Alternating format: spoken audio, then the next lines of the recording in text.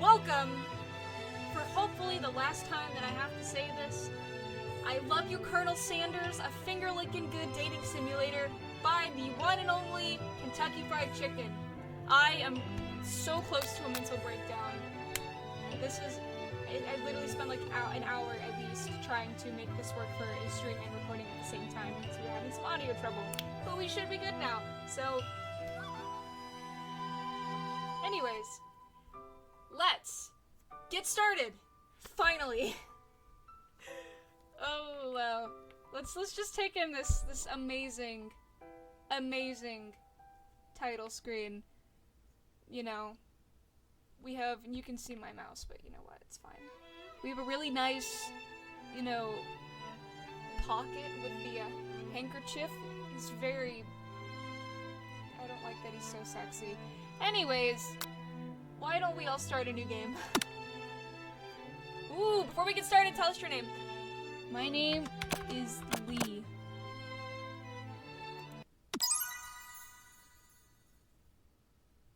Oh no, why is it slow? Oh no! Please don't crash. You sleep softly as the morning sun casts a warm glow through the window of your modest student apartment. You can afford a student apartment? That's where you're wrong, KFC. The world is peaceful and serene. You could stay in this moment forever. Or you could wake up. Now! Your first day of culinary school is no time to sleep in! Smack that clock! Up and at 'em!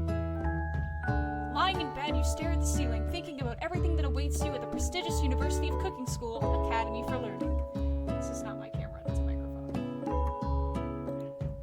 Your mind begins to wander. We have a K-pop group. We have a hydro flask, a tennis racket. That poster looks like I made it, so that's good. Who will be there? What will you cook? What should you wear? Time begins to fly by and you find your imagination getting away from you. Let's daydream a little bit. You allow yourself to daydream a bit, thinking about the future. It's here, finally, your first day of culinary school. So many dishes to prepare, so many students to meet. Your mind is swimming with possibilities when you realize you're running late. You grab a biscuit and burst out the door in a hurry. ASMR. Mmm, delicious. Just what you needed to wake up those taste buds. Yikes! You're in such a hurry, in fact, that you forgot to put on any deodorant before running out the door. Okay, that's relatable. You're sweating buckets as you rush to arrive on time. Uh-oh. Standing at the quad, you gaze upon the magnificent University of Cooking School Academy for Learning. Here comes your lifelong best friend forever, Miriam. I have a best friend named Miriam in real life. This is a nice school. You know, I don't know if Miriam in my life has green hair, but she's the most adorably awkward person you've ever met, and you absolutely love her for it. Aww. Good morning, Lee. Are you excited for the first day of the rest of our lives? You can take this very seriously. Actually, because I sure am. Excited, a little nervous. Okay, a lot nervous. What's the... I can't read. It's just that this morning I made breakfast for myself, but well, then I ate it. I couldn't taste any love in the food. What if I'm no good? What if I fail? Jill. Oh, she's crying! Classic Miriam. Raised by Master Chef parents, she's always held herself to a very high standard. Damn. Ever since we were little babies playing together and you rescued me from that quicksand box. Wild. It's been clear to me that you're the most loving, caring person I know. You're going to do great. Quicksand box? John Mulaney? But with University of Cooking School Academy for Learning's famous 3-day only semesters. 3-day only? I'm afraid of being left behind and never catching up. Yeah, you know what? 3 days. A sweet girl, Miriam has always had a flair for the dramatic. This summer, she got so nervous about her first kiss that she chipped a tooth practicing on a mannequin. Should you pep talk her or change the subject to give her some relief? Let's pep talk her. Remember last month when we saw that fortune teller and had our tarot cards read? The lady with the mask who gave me nightmares? I've been trying to forget. I know she looks spooky, but she was so sweet, and she told you that you were destined for great things. Remember that card with the fancy-looking tower and the other card featuring the handsome fellow in the red suit? I've been waiting for so long to meet a handsome fellow I can call my own. And I'm sure you will soon. In no time we'll be graduating, and you'll be delighting the world with your heartfelt cooking in no time at all. As you talk Miriam up, you can feel her nerves begin to ease. That's good. You know what? Maybe everything will be okay after all. And if not, at least I have these killer bangs. You know what? Miriam's right. Can you believe I cut them myself? A little. You can definitely believe it. I cannot believe it. Before you can get another word out, you're rudely interrupted when someone smacks your books and custom engraved measuring spoons, very bougie, out of your hands and onto the ground. Hey!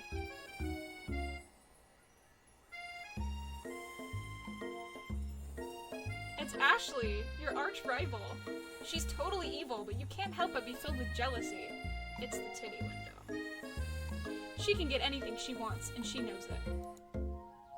Hello, Ashley. Ashley? That's how the Southerners say it. Oh, I didn't see you there. Chicken shins. Chicken shins? You leave Lee's shins alone. They're perfectly normal shins. You can't stand Ashley.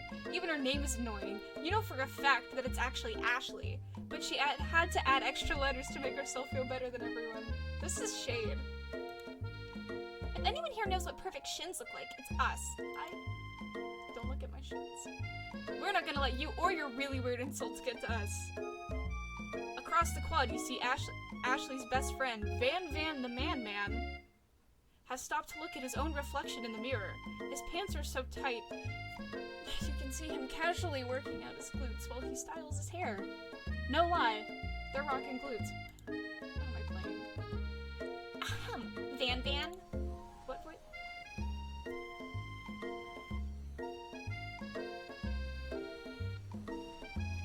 You rang.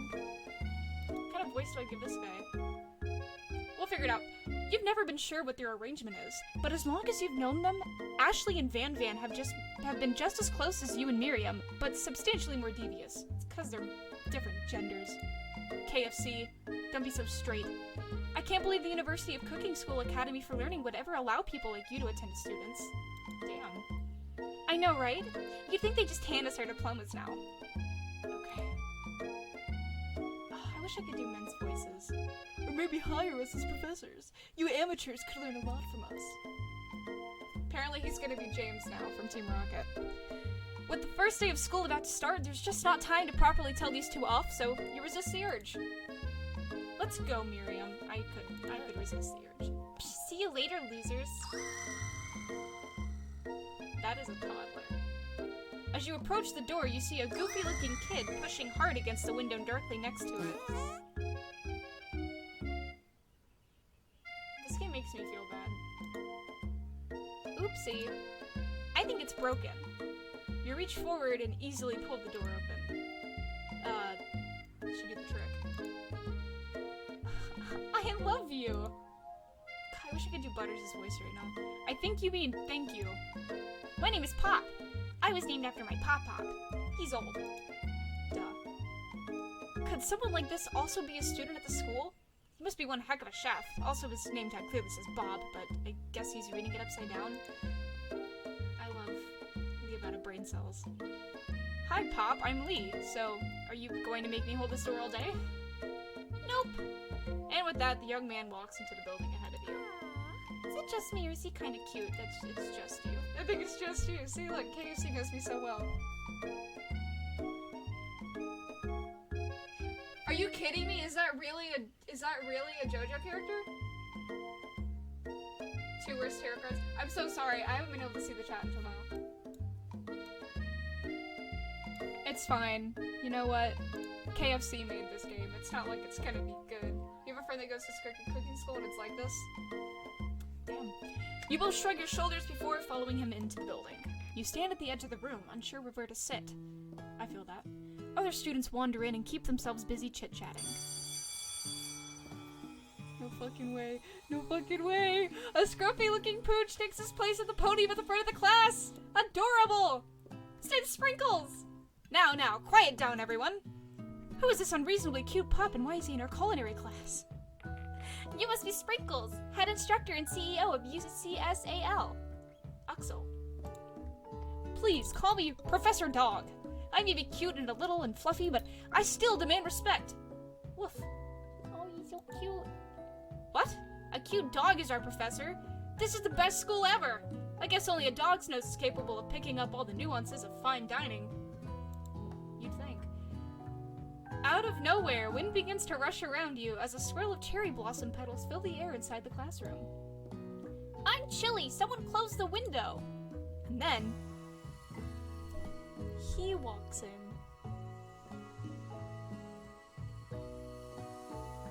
I made my bed, I'm gonna lie in it.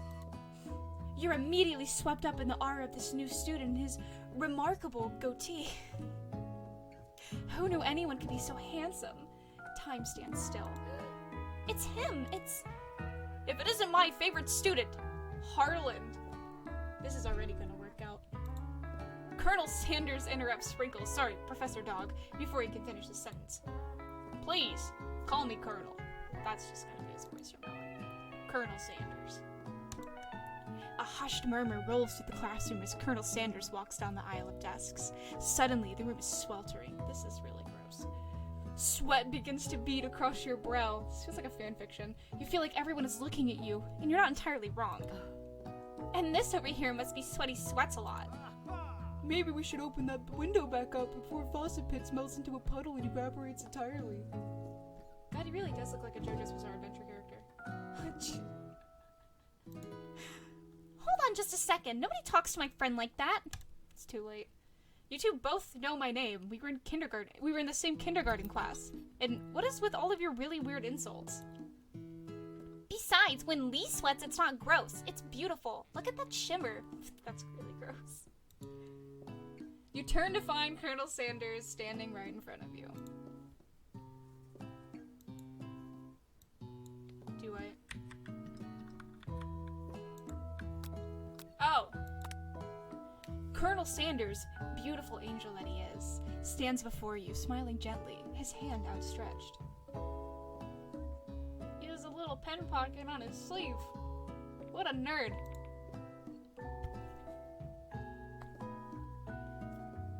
Boy howdy, this classroom gets hotter than a Kentucky fryer. Please, use my handkerchief. I don't like that he blinks. You freeze up. Colonel Sanders is talking to you. I see that. Wait, Colonel Sanders is talking to you? About how sweaty you look? You're completely mortified. I'm already there. This can't be your first interaction. What if he never forgets this moment? Kinda looks like my boyfriend. Anyways. How will you respond? You never say no to a gentleman.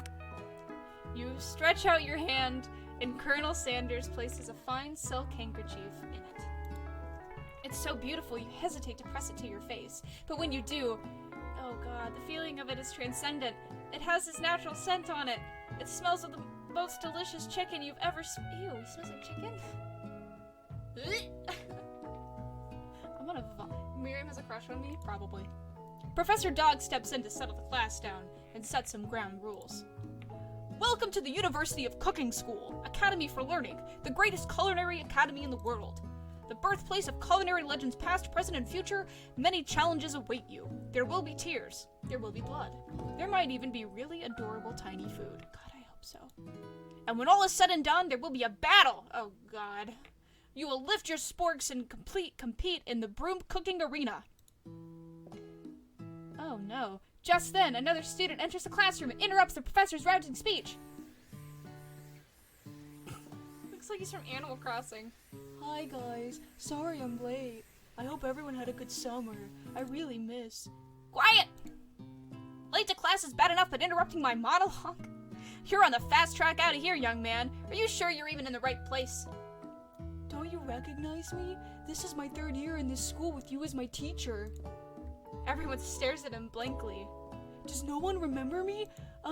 You're expelled if you utter one more word before I finish. Is he gonna be the other love interest? God, I hope not. Every time Colonel Sanders speaks, I go absolutely feral. Let that be a lesson to you students that tardiness is unacceptable. Even Clank made it here on time, rolling halfway across the town on his tiny wheels. You turn to see the student Sprinkles is referencing, who appears to be some sort of industrial kitchen appliance. Can I romance him?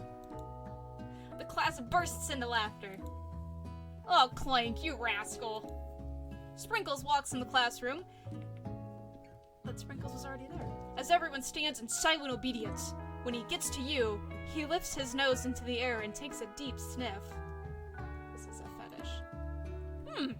Your diet is lacking. Based on what I'm picking up here, you definitely need a multivitamin. You should be taking care of yourself. Hey. You've never had a talking dog as a teacher before, but Sprinkles' reputation for being smart but tough is well known. You decide to try and butter him up by giving him a treat from your pocket. What kind? Ball. You reach beneath your apron and return with a rubber ball in your hand. Sprinkles' eyes go wide as he locks onto it. You toss the ball and he bounds after it, grabbing it in his mouth and swinging it from side to side before dropping it. The thrill passes quickly. It's not clear if that endeared you to him or not. Settle down, young chefs. Take your seats and prepare to have your minds open to the amazing possibilities of culinary creation. As everyone rushes to claim their favorite seats, you're left standing at the front of the room. Only two options remain, next to Miriam or next to KFC. Hey Lee, there's still a seat here. Seems that no one has claimed the seat next to me, if you're interested.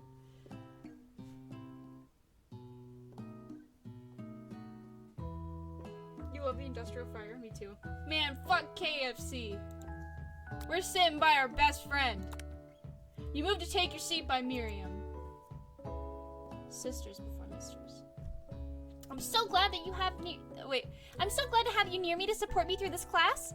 Of course, you're my best friend. Who else would I sit by? Wait, is this for the rest of the year? Here. Colonel Sanders? He has such a magnetic personality, and there's a seat open right next to him. If you had sat there, you might have gotten to know him a little better. I'd never sacrifice our friendship. Besides, I'm sure I'll get the chance to talk to him later in the I'm so mentally ill. Besides, I'm sure I'll get a chance to talk to him later in the semester. I've got 3 whole days. It's like a lifetime. YOLO. So you say. But now that Miriam mentions it, that Colonel Sanders is just so darn dreamy. As soon as you settled into your seat, the professor makes an announcement. Think fast! It's time for a pop quiz! Oh god. Yay, a quiz about me! This incredibly important and surprisingly short quiz will tell me if you are ready for life at culinary school. Watch me fail. Keep your knife sharp and your focus is sharper. Here it comes, question number 1. If train A is traveling to point B and train B is traveling to point A, how important is it to wash your hands before cooking? Extremely. Looking at you, Pop. That's right. Forest is to tree as chicken is to feather. That's right. What is the most efficient eating utensil ever created? The mouth. That's right. What food is best for a broken heart? Anything. That's right. Camel meat. Is Sprinkles a good boy? He's a talking dog that teaches at culinary school. He's the best boy. That's right. I'm sorry, I'm yelling. It's just perfect score. 5 out of 5. We're doing good. I'm sure that was really loud. I'm so sorry. Your total score is perfect score. 5 out of 5. Wow, be honest. Did you cheat? You look up to see that Colonel Sanders has been watching tally your score. He's impressed. I know we just met, but I have to confess. I think you have a beautiful brain. Hot diggity, Lee! You just scored some major Colonel Sanders points with that performance. May I have your attention, students? I have an important announcement to make. Time for lunch! That is important. Wow, the cafeteria is as nice as any restaurant you've ever eaten at. It makes sense that a school dedicated to cooking would also be serious about eating. I hope so. A delicious fragrance wafts through the room and tickles the end of your nose. Your mouth waters. Do you smell that? It must be our lunch. It smells crazy good. Everyone, can I have your attention? Is it about lunch? No, I just wanted to apologize for my tardiness. You see, Howdy, folks. I'd like to make an announcement. I don't even think y'all can tell the different voices that I'm doing.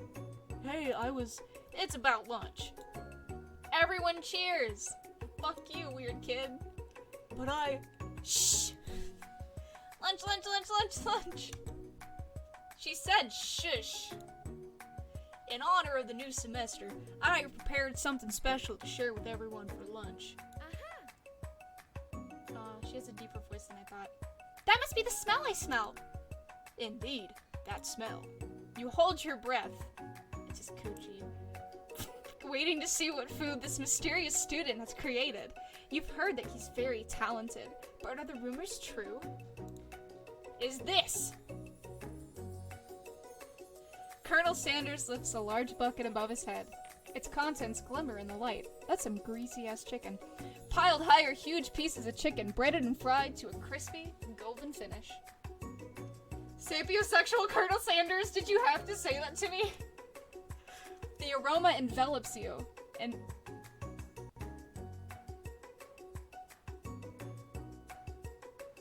Is that the right... In envelopes. Envelopes. Is there a typo in this game?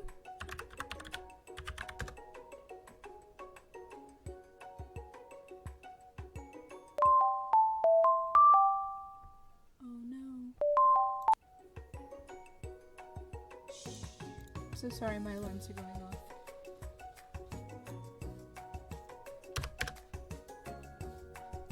No, it's a typo!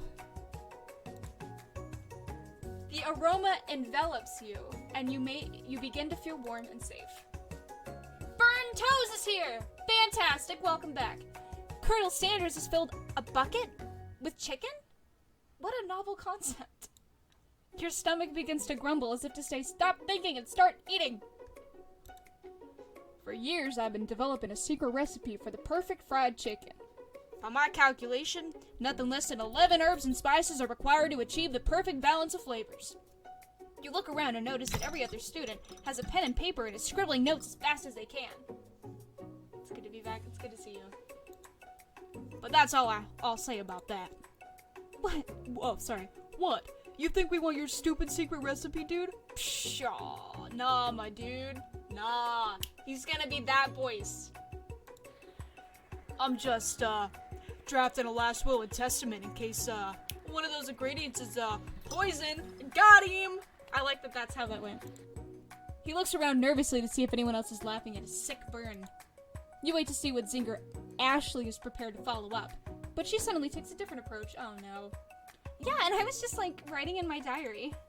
Dear diary, today I smelled something beautiful. I knew at that moment that only the hands of a true gentleman could fry chicken so tender. What the fuck? What the fuck?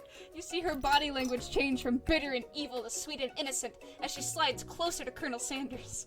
She realizes that he is destined for greatness and fame with cooking skills like this. She wants him all to herself. Oh, please. Well, Van the man, if you don't want any. I'll take his. Hell yeah, I will. Whoa, hold on. I guess I'll try it. I've already lost it.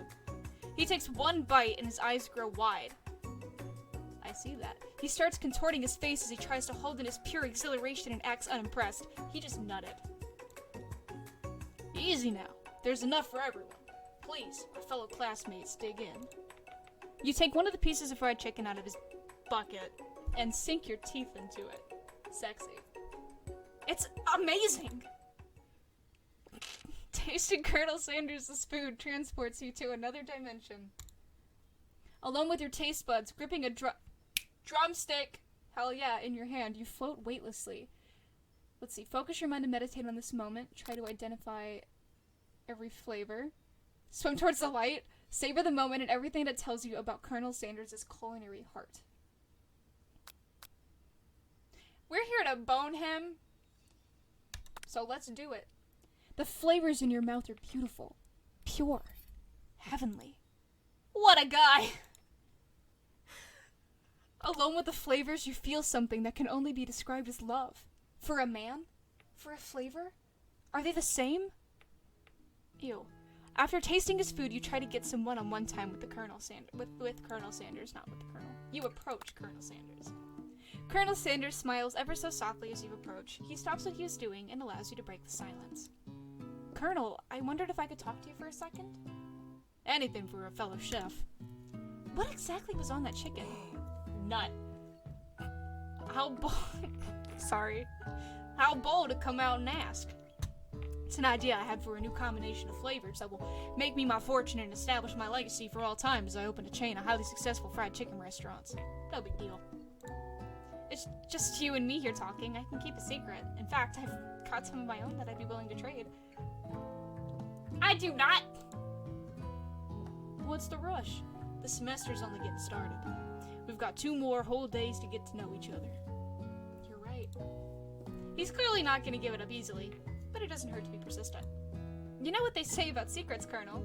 Shouldn't learning be fun? Aww. You got moxie. I'll give you that. Colonel Sanders looks both ways to make sure you're truly alone, and then leans in. You can feel his warm breath as he whispers, "Just one ingredient, but you can't tell. I use redacted.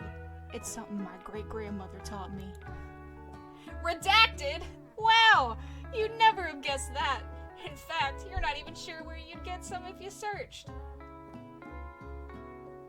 Well, it's good seeing you, Bern. Thank you for checking in while you could. While you're wrapped up in that huge revelation, you notice that Colonel Sanders has disappeared. While everyone else is still in the cafeteria, you decide to look for him. You find Colonel Sanders outside, standing in the quad. Oh, it's you again. Howdy. Sometimes I like to come outside and look at the school buildings, think about how my story will continue on after I've graduated. Sounds like you have big plans. I dare say the biggest. I will leave my mark on this world, you can bet on that. Alone together for the first time, you figure now is the perfect moment to show your personality to him. Neg! Peg him to show your own strength! Wow him with a big idea to add an additional ingredient. No. Be modest but thoughtful. Well, I just wanted to tell you that I really enjoyed your food. Now you've got his attention. The flavors were complex but comforting. The interplay between salty, savory, and peppery was perfect. I appreciate the compliment. Lee! Why is my name in all caps? I'm sure you'll be a big success. I know we've only met today, but I'm starting to get the same feeling about you. We should head back inside. The next lesson starts soon. You step into the massive cooking arena, where the afternoon lesson will take place. Each student gets an oven and all the tools and ingredients they could need. Oh, shit. I'm gonna fail this part. Look at this place! It's magnificent! Finally, we get to show our stuff! Kinda... In my head, I sound like Glimmer from S-Pop. Wait a second! Oh no, we have to show our stuff! What if I totally blow it?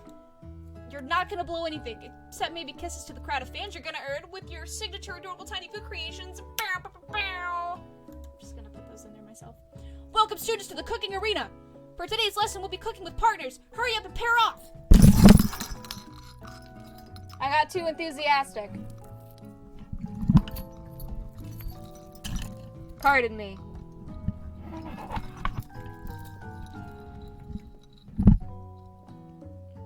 There's so much jewelry in my thighs right now. An unbelievable amount. Sorry! Naturally, Miriam looks over at you, but unable to control yourself, you pounce on Colonel Sanders. Aww! Hey, Colonel, would you like to tackle this lesson as a team? A team of 2, that is. Me and you. That wasn't clear. Want to be my partner? Surely. I'll prepare our station. Without you as a partner, Miriam is left standing all alone. 2 different students quickly take notice. Hello, new partner. Oh, I did it. Beep boop. Bzz. Oh my, 2 potential partners? I'm so sorry, gentlemen, but I don't know who to choose. It looks like you'll have to pick for her. Friend duties can be a little awkward, but that's the price you pay for not being alone forever. Who do you want to be Miriam's partner? Clank. Sorry, Pop, but I think Miriam will be partnering with Clank today. It's okay, I already ate. It's not entirely clear if Pop has any idea what the point of school even is at this juncture. Clank is clearly excited to have some attention. He heats up and begins to roll back and forth. Aww. Hold on there, fella. We don't even know the assignment yet. Technically, Clank might not have a face, but there's something charming and earnest about him. He has a face. Bzzzt. Tissue? I hardly know you. God. Clank judders. And a panel shakes loose. Sorry, my dog was wagging her tail. You get the impression that this is a sign of affection. Looks like you two will be fine. Now it's time to focus on your own cooking classwork. Alright, you two. For today's lesson, we're going to keep it simple. Pick a basic dish and divide up the steps. Oh god, I'm not good at this. No chef is an island. It takes 2 flints to make a fire. You get the idea? I do. I do get the idea. Which dish do you suggest to your partner, Colonel Sanders? Oh, to your partner, Colonel Sanders. Steak tartare? Nah, mashed potatoes and gravy. I've always been something of a down-home chef. I was thinking we could make something more inviting, comforting. Maybe mashed potatoes. And gravy? Ow. I did it again. I did it again. I did it again. We're just gonna... We don't really need the keyboard as far as I know, so I'm just gonna move it up so I don't do that again. I couldn't imagine one without the other. Colonel Sanders casts a coy look at you, causing your whole face to go beet red. Embarrassed, you quickly turn away. I'm sure that was an innuendo that I just didn't get. I'll go get the potatoes. No, please, let me. Picking perfect produce. Picking perfect produce is a passion of mine. Looks like things are getting pretty fresh around here. Does someone have a crush on Colonel Sanders? We're just cooking partners. Mind your business. Sanders' heart is my business, and you'd better keep your fingers off of my man. Did someone call for me? No, jeez, Van Van. What is this music? While I'm over here crushing Lee's dreams, you're supposed to be taking care of our classwork. That was the deal, remember? He really is a JoJo bot. Yep. I can't focus, my ADHD. Colonel Sanders returns, arms full of peeled potatoes. He tosses them into boiling water and turns his attention to you and your old friends. Oh, howdy there, Ashley. Van Van. Are we working in a quartet instead of a duet now? Actually, no. It looked like Lee was struggling, so we offered to give them a hand. Gender neutral. You know how it is. These young amateur chefs need a lot of mentoring. I was gonna say, Colonel Sanders, maybe could also teach you a thing or two about fancy food. Maybe one day you might be able to get up to my level. Ha! Doubt it. Don't be rude, Van Van. Personally, I have no doubts whatsoever about Colonel Sanders' ability to concoct creations worthy of admiration. After all, your fried chicken was quite spectacular. But Colonel, if you ask me, I might be a better partner for you than this thing that is positioned itself at your station. Don't you feel deep down that we cast complementary shadows? We fit together, like a thigh and a drumstick. It just makes sense. Nothing about this makes any sense, including the music. But one thing is clear. She's coming for Colonel if you don't watch out. Not the only one who's gonna be coming for Colonel, am I right? Ashley is really going at you hard. You need to ask for some backup here before things get ugly. Turn to Colonel Sanders, hunk of hunks in your time of need. Turn to Miriam, your forever bestie who's always has your back. You turn to Miriam, and as soon as you find her, she senses it and looks back. The girl's friend in need radar is second to none. She immediately comes running over. This music is gonna kill me. Is somebody threatening my friend? I will destroy them! I actually think that Ashley and Van Van were just leaving. Hitting you in the dust. Fuck, I don't know French. Vis-a-vis my skills as a chef, perhaps. But stepping away from this competition, you are sorely mistaken. Miriam, you're a loyal friend. But Lee is my partner for today's activity. You look for Sprinkles in hopes that he might step in, but he's nowhere to be found. Darn those cute corgis with their short but sturdy stature. You look down at your station and realize that in the tension of the moment, your hands have been clicking on autopilot. Distracted by the Distracted by the drama, you've already crushed the boiled potatoes into a perfectly creamy mashed texture with plenty of butter and cream for flavor. It's as if your natural passion guided you through the steps you know so well while your attention was elsewhere. I know just what to do. Colonel Sanders extends his hand. He's holding a beautiful white porcelain gravy boat, out of which pours a smooth brown gravy, smothering your nearly finished potato dish. Gravy flows down the mound of mashed potatoes. The result looks spectacular. Granny would be very proud. It's kind of sexual. I don't like this. Colonel Sanders holds a spork out to you. You reach out and grab hold of it, but he doesn't immediately let go. The two of you stand holding the same spork, and for that small moment, all of the madness and pressure in this crazy world stops. Your eyes lock. The moment is electric. Time stands still. If you love something, set it free. Together, you dig the utensil into the mashed potatoes and lift a heaping sporkful up. And when you see Ashley with a sinister look, you know she's plotting against you to be with Colonel Sanders. And then, filled with rage and without thinking, you fling the spork full of mashed potatoes right into Ashley's stupid, beautiful face! Van, do something, do something!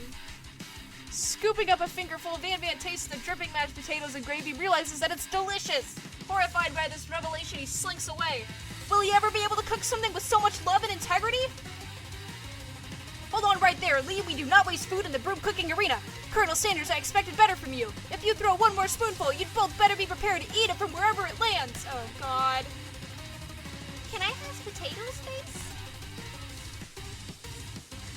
Van rushes back over, a covered dish in his hand. Mashed potatoes with gravy? Pathetic. In just a few minutes, I'll be preparing a full meal. Gaze upon my specialty, braised tentacle of octopus in my silky saltwater sauce, plated on a battle axe blade forged by my supreme chef ancestors. That is pretty badass. You've ignored me for too long. That ends now. It is I who will have the first bite, and you will all look on with envy. The interrupting student rushes at Van and swipes the bite of his signature dish right off his plate. No, don't! Something about this dish doesn't strike my nose quite right. I think the octopus was rushed and may have turned in the process. The results could be toxic. Too late. It's been eaten. I think I left something in the oven. I don't feel so good. It killed him! What the fuck? Is that Sans? Everyone step back, don't take another bite! When you look back at the plate, the rest of it is gone. You notice the tip of the tentacle being slurped into Pop's mouth. Pop winces in pain for just a moment, then is almost immediately back to his oblivious self. Oopsie. Tastes like poison. The entire class is gathered to watch Pop's final moments. Shock has frozen the whole crowd. They're as motionless as statues. Pardon me. I'm so sorry. The class bell rings, disrupting the moment and snapping everyone back to reality. I love Eminem. I don't. It would appear that Pop's enthusiasm for trying new things, despite obvious danger, has inoculated him against poisons of all kinds. God, I wish that were me. I'm not sure the professors here make enough money. Hello? I just turned into a ghost over here? Seeing that you're shaken up by that really annoying student and all his nonsense, Colonel Sanders approaches you. Sorry you had to go through that. Please, let me walk you home. What? Like for real? Oh, come on! You follow Colonel Sanders out of the room. At night, the school building has taken on another vibe entirely. It's dark and more than a little spooky. Colonel Sanders stands in the quad's neon glow and speaks softly. Those mashed potatoes you made in class today?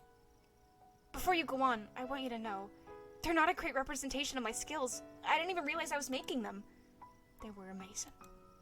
Tasting them, it reminded me of why I became so passionate about food to begin with. Colonel Sanders is getting choked up. Cooking is obviously important to him, in a way that you find inspiring. Now might be the perfect time to tell him you're developing feelings for him. Colonel Sanders? Yes, Lee? There's something I need to tell you. Hold it right there. There's something I need to tell you first. Ah, jeez. You see, when I was just a boy, I had a dream that one day I would be the greatest chef the world has ever seen. And every day since, I've been working toward that dream, day and night. Never stopping, never resting. Also, lifting a lot of weights, like so many weights. Keep that grind. We should follow our dreams with all our hearts, that our souls may grant them like wishes floating on a shooting star. Wait, no, you... Shut up, I'm the one here to say inspirational stuff and be the star of the story. Are we forgetting that your cooking literally killed a guy? You can't prove that. I also saw you kill that guy. What was his name? Somewhere in the distance, you hear a long, sad sigh. Forget him, we're talking about me. Me. I'm the hero. The sport monster is here to fight a hero. I think I left the fridge door open. Later, nerds. How dare you threaten me just as I was letting down my guard and connected with another chef on an emotional level. Let's go. Be afraid. Be afraid of me. Be very afraid, because I'm a monster. See? Is he rhyming on... Is he rhyming on purpose, or is that just a coincidence? But before you can discuss syntax any further, it's a turn-based fight sequence. Oh, fuck. I'm gonna fail this so hard. What will you do? Attack. You decide to go on the attack. Which attack will you use? Cook with love. Cook with love does 1 damage. It just got real. The attack really upsets Spork Monster. Spork Monster goes on the attack. They spit hot gravy at you. You take 1 damage. Defend. You decide to defend. Which defense will you use? You continue to stay back and endure what comes your way. Seems like a pretty weird strategy, but okay, sure. You do you. Spork Monster focuses their vast mind and draws in energy from Mother Earth itself. They grow larger and more intimidating. How will you respond? We're gonna attack. You decide to go on the attack. Which attack will you use? Cook with love. Cook with love does 1 damage. Spork Monster is no quitter. Buffed up and ready to rumble. They go on the attack once again. Spork Monster uses Utilitensile. You take 2 damage from the attack. If you take much more damage, you're not going to survive the battle. It's okay. Colonel Sanders can give you CPR. We'll go to first base. You decide to go on the attack.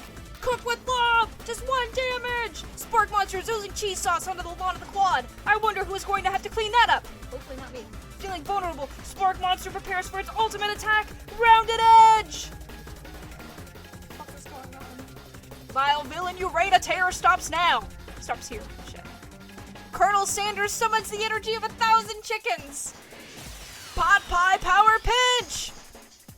Pot Pie Power Pinch does 10 damage! Spork Monster is defeated. You saved me! An injured Spork Monster spews steam into the night. Spare this wretched beast. You manage to tamp down your disgust at the sight of the snarly beast long enough to realize that he is still a living creature with a pure soul who deserves your pity, not your wrath. Begone, beast! And don't you dare come back for a follow-up encounter tomorrow. Oh, shit. I won't forget this, and I certainly won't be back, like you said. The Spork Monster scuttles off into the night. The defeated monster left behind a special item. It appears to be at first to be a cookbook, but upon closer inspection, it's so much more. It's a book of magic spells with a golden chicken on the cover. You open the cover and find a library card tucked inside. The last name to have signed it out is Borgo. Much to think about. Borgo. That name sounds strangely familiar. Your blood is pumping as you stand in the quiet of the night. Totally wrong mood. Holding the mysterious book in your hands. As you come down from your battle buzz, you realize that your final attack has left you completely depleted. The world around you begins to fade away. I told you! We're getting first base with Colonel Sanders by his CPR. Without any energy to keep your eyes open, darkness overtakes you. The image of Colonel Sanders splashes before your eyes as you fall asleep. He must have helped you get home. I told you. In your tired state, you don't know if you could have made it without him. What a guy. You want to thank him, but you don't have the strength to utter a single word. You feel your covers being pulled up over you as you are tucked in tightly. Good night, my Colonel. In your dream, you're together with Colonel Sanders. For some reason, Sprinkles is also there, instructing your love. Dreams are weird. Yeah? That's amazing. That's amazing. You awake on day 2 and attempt to process the wild visions you had. Were they memories? Or premonitions? And then there was that secret ingredient that Colonel Sanders went ahead and told you outright. Not much of a secret, huh? It's probably just because he already trusts you so much. Sure, that makes sense. We'll go with that. My bra strap is escaping. You meet up with your bestie in front of the school. Before you can tell her about the encounter with the spork monster, she launches into a story of her own. Okay, I know this might sound a little strange, but I think it might be, I think I might like Clank. Oh god. Like him? Like? I know, it sounds like it's moving too fast, but there's something about him. I like him. Like him. We got to talking after class, and he's actually a totally sweet guy. Not only that, but he's really smart. He told me all kinds of stories about Colonel Sanders. Did you know that Colonel Sanders was the most popular kid in his high school? No, but that does make complete sense. Yeah, but he was so popular that he was voted prom king at a school he didn't even go to, and was also the convertible that he himself rode in at the front of the homecoming parade. Homeboy's a transformer. Thinking maybe something got lost in the pressure cooker language translation there. Either way, maybe it'd be best if you took it slow with this new boy, like going with Colonel Sanders. You and Colonel Sanders? The coolest guy in school? The most famous student to ever attend University of Cooking School Academy for Learning? You're a thing now? We definitely connected yesterday. Sure you did. You're great. Why wouldn't he be into you, I guess? God, Miriam. Laughing at the implication that you and Colonel Sanders might be a thing is definitely not cool. You are great. I am great. You have an idea about how to prove that your love is real. Oh, God. Well, if he's not into me, why did he tell me one of his secret ingredients? Your bestie's eyes light up. A secret ingredient? Yeah, I just said that. A secret ingredient. Is there a dramatic echo in here? Miriam checks to make sure you're alone before continuing. So this summer while I was on vacation with my family, a lovely man approached me in the botanical garden where I was wandering. This can't be good. He told me all about his passion for spices. Secret spices. The man even gave me some to show what he meant. He said it was a powder created from super duper rare dried flower petals, and that if I did him a big favor, I could have some of my own. Please, Miriam, don't tell me. She sucked a stick. So I filled my suitcase with them and brought them home. He was so nice, he even met me at the gate when I arrived. Later, when I cooked with them, a very strange feeling came over me, and the flavor was unlike anything I ever tasted. I think you're being very liberal with the meaning of spices here. Whatever. Anyhow, we both share an interest in cooking, so we stayed in touch, like pen pals. I bet he would love to know more about new spices. Well, I'm definitely not supposed to share Colonel Sanders' secret recipe, and besides, I only know the one ingredient, so I doubt it'd be much use to anyone. Please, please, please! It would mean the world to me. No one has known where I came from, you were Colonel Sanders. Make up a fake ingredient. What do? Should you protect Colonel Sanders' secret or share it with your bestie? You quickly think of a fake ingredient name. I don't know, how about... It was Eye of Newt! I know it sounds like some kind of witch's potion, but what can you do? Eye of Newt? Wow! Her eyes light up, imagining such a thing, and you figure that you've satisfied her curiosity and she'll move on. However, she immediately turns around and does some thumb typing on her phone that you can't quite see. It's probably not good. Before you can ask her to confirm that she was definitely not texting secrets to other people, you're interrupted. A wind rushes in. Cherry blossom petals fill the air. It's Colonel Sanders! He's arriving at school!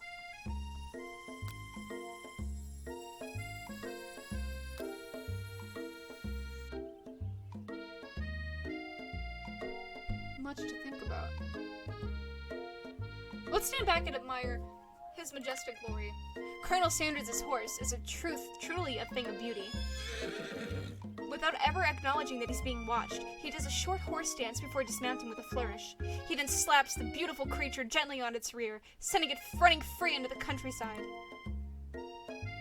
You are so struck by the sight of him that you lose the ability to speak coherently. Oh, I didn't realize anyone was watching. Don't worry, he knows his way home. You attempt to compliment Colonel Sanders, but the words don't come out exactly right. What a horseable beaut you have! What a horseable beaut you have! Dang it, that's what I just said. Being a good friend, Miriam attempts to cover for you. Oh, Lee just gets really nervous around people they like. This is not helping. They got food poisoning and were up all night. It was gruesome. You should have seen it. She gives you a wink and a smile as if to say situation handled. Can't blame a girl for trying. And with that, the Colonel Sanders disappears into the school, leaving you and Miriam to follow. When you enter the classroom, you can see your two rivals, Ashley and Van Van, are doing something bad. By the way they're hiding, you know it must be really bad. Like, counterfeiting recipes bad, experimenting with restricted ingredients bad, summoning a demon bad? You try and get a peek over Van Van's hulking shoulder, but he sees you coming. Whoa there, little one. I'm not sure you're ready to handle this. Why don't you make like a bee and mind your own wax, honey? Damn. Don't act immature. You immediately dress the rivals down for their immature behavior. Culinary school is to be respected. This kind of nonsense is a waste of everyone's time.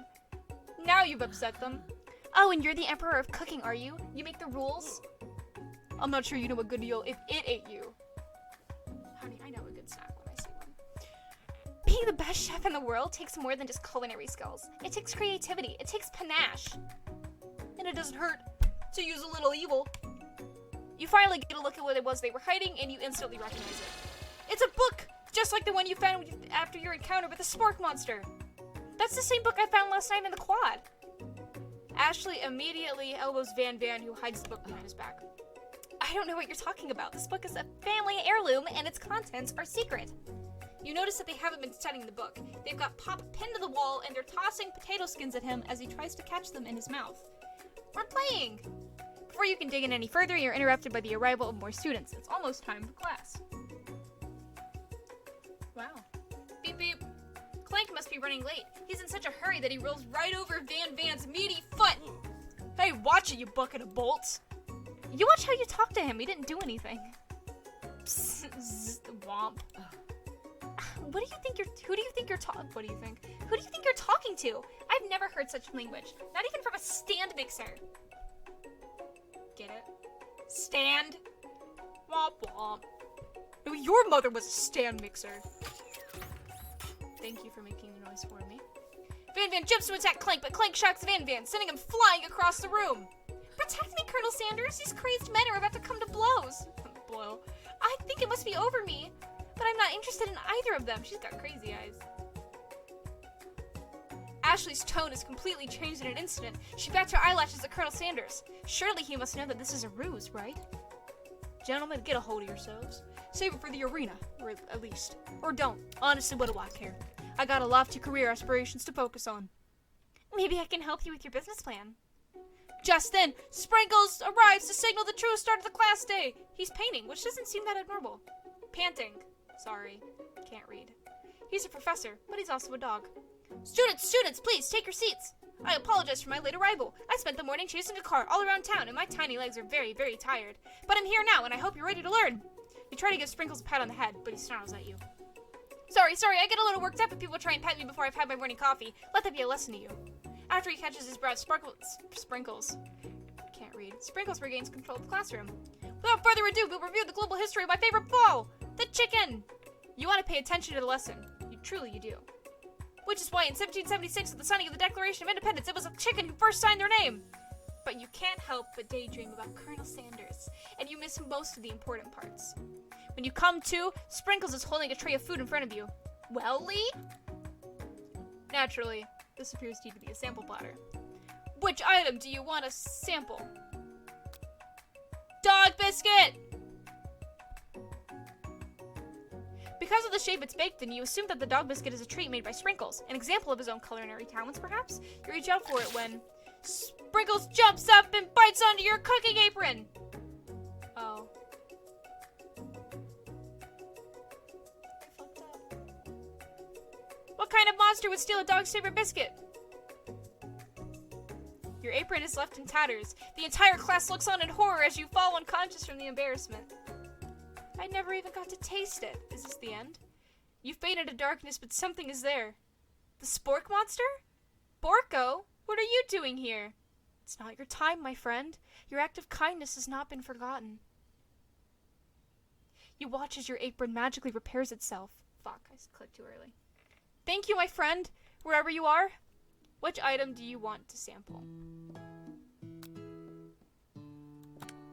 A brightly colored pepper stands out from the other items. It sparkles in a most eye-catching way, so naturally you reach out, grab it, and eat it right away. However, your body is not prepared for the heat. Oh my god, I fucking died again? Are you kidding me?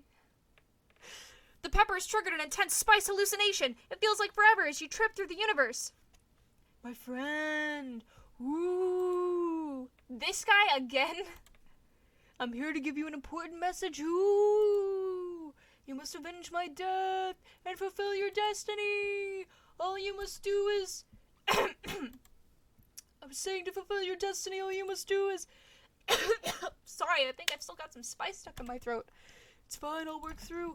To fulfill... the prophecy!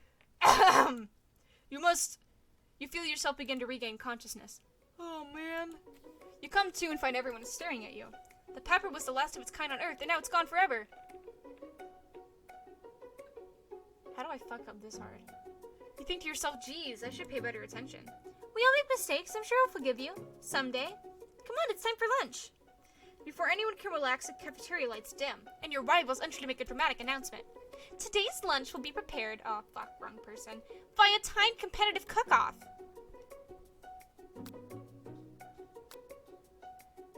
I'm hungry. Is everything a competition with you two? Yeah. Yes. Well, not with me. I'm on a personal journey to learn to love. To learn to love? Sure, why not? But definitely not to constantly battle.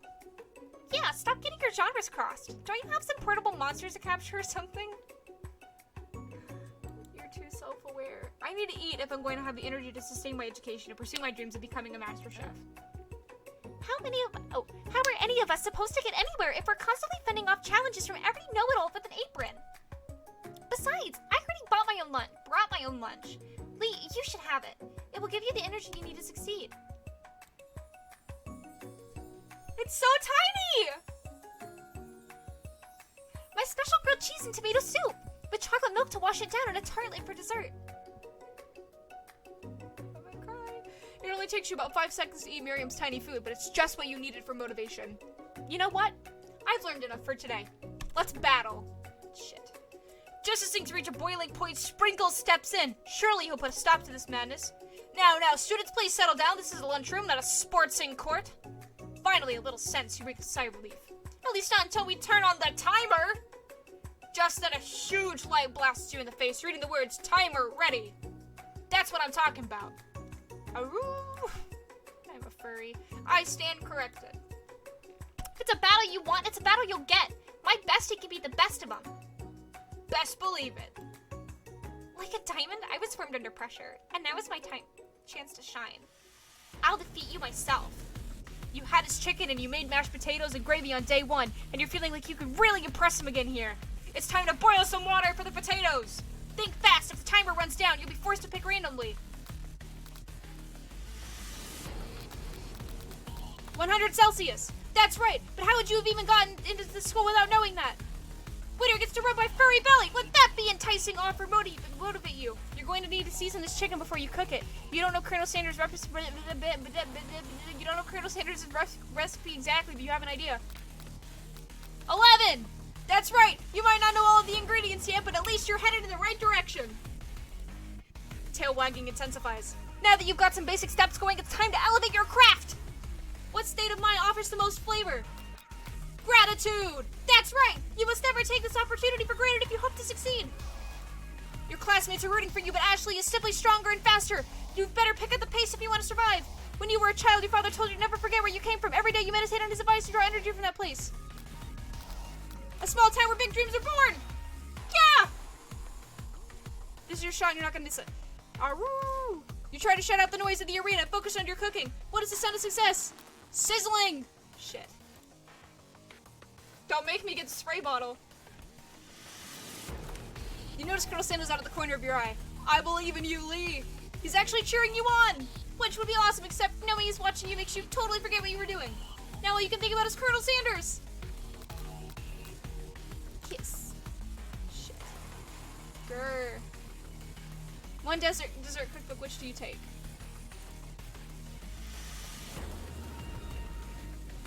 Shouldn't you be focused on the challenge you're falling behind? Woof woof. Fuck. You're really struggling to keep up.